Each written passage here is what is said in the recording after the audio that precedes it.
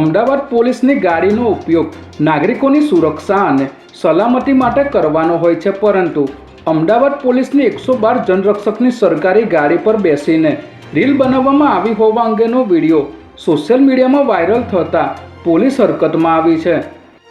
Riverfront પર પોલીસની ગાડી ઉપર બેસીને એક મહિલાએ હિન્દી સોંગ પર રીલ બનાવીને વાયરલ કરી હતી, ત્યારે આ રીલ સામે આવતા પોલીસની કામગીરી સામે ગંભીર સવાલો ઊભા થયા છે। આ અંગે સાબરમતી રિવરફ્રન્ટ ઈસ્ટ પોલીસ સ્ટેશનના પીઆઈએ જણાવ્યું હતું કે વાયરલ થયેલા વિડીયો બાબતે અમે તપાસ કરાવી રહ્યા છીએ।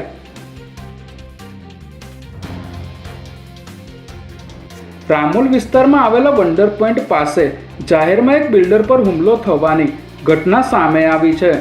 મળતી માહિતી મુજબ બિલ્ડર રમેશભાઈ હમીરાણી અને તેમના ભાગીદાર તુષાર પ્રજાપતિ વચ્ચે છેલ્લા કેટલાક સમયથી જમીનના પૈસા અને નોટરી કરાવવા બાબતે વિવાદ ચાલતો હતો, ત્યારે વંડર પોઈન્ટ પાસે બંને વચ્ચે ઉગ્ર બોલાચાલી થઈ હતી।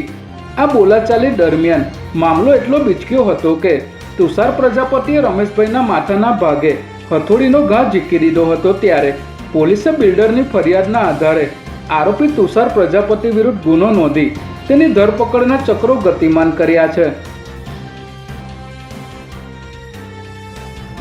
વોટ્સઅપ પર સ્ટેટસ મૂકી આત્મહત્યા કરવા ઘરેથી નીકળેલી મહિલાને પોલીસે 20 મિનિટમાં શોધી તેનો જીવ બચાવી લીધો છે। હંસપુરા વિસ્તારમાં રહેતી 45 વર્ષીય મહિલાને તેના પતિ સાથે જમવાનું બનાવવાના મુદ્દે સામાન્ય બોલાચાલી થઈ હતી, જેનું મન દુઃખ રાખીને મહિલાએ પોતાના વોટ્સએપ પર સ્ટેટસ મૂકીને આત્મહત્યા કરવાનું નક્કી કર્યું હતું।